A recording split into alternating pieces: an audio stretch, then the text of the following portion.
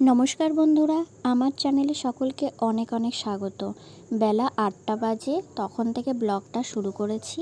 এই দেখুন, সকালবেলা উঠেই মেঘে পুরো আচ্ছন্ন হয়ে গেছিলো, কালো হয়ে বৃষ্টিও কয়েক ফোঁটা হয়েছিল, কিন্তু গরম সেরকম কমেনি।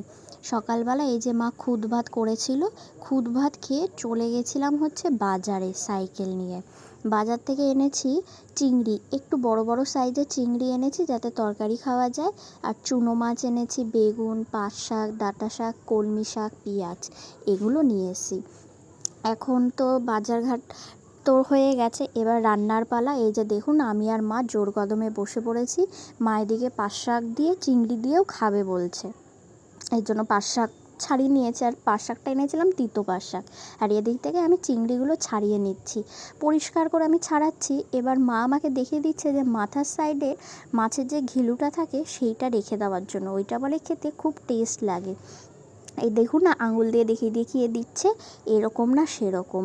এরমভাবেই আমি হচ্ছে মাছগুলো ছাড়িয়ে নিচ্ছি। মা পাশে থাকলে তো এই তো হাতে হাতে ধরে শিখিয়ে দেওয়াটা, এটাই তো মাদের কাজ। করে নেওয়ার পর এইবার হচ্ছে বাড়িতে না আমাদের নতুন সদস্য এসছে। কারা এসছে একটু পরেই দেখতে পারবেন। দুটো নতুন সদস্য এসছে আর তার সাথে তার মা এসছে। এই সময় দাদা রান্নাঘরে এসেছিল বাইরে, তখন দাদা বলল, দিয়ে তোর ক্যামেরাটা আমি সদস্যদের দেখাই। এই যে দুটো ছোট্ট ছোট্ট কুট্টুস ওদের মাদের সাথে এসছে। আমার দাদা, আমরা সবাই একটু পশুপ্রেমী বলতে পারেন। এই যে দেখুন, দাদার সাথে কি সুন্দর করে খেলছে, দুটোই বাচ্চা হয়েছে এই বিড়ালটার। তো হচ্ছে দেখুন, একবার হচ্ছে ভয়ে ঢুকে যাচ্ছে ওই পাতাগুলোর নিচে, আবার দাদাকে দেখে দাদা ডাকছে, দাদার কাছে আসছে। সকালবেলা বললাম না যে একটু বৃষ্টি হয়েছে, কিন্তু বৃষ্টিতে কোনো কাজই হয়নি। আকাশটা থুম মেরেছিল আর গরম, যেরকম গরম সেরকমই ছিল। ফিল পুরো 42 ডিগ্রির মতো দিচ্ছিল। এই গরমে কি হাল হয় বলুন তো।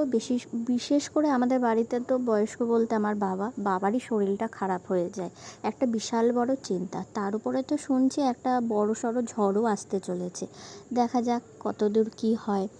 এই যে দেখেছেন, দাদা কতক্ষণ ওদের সাথে খেলা করছে।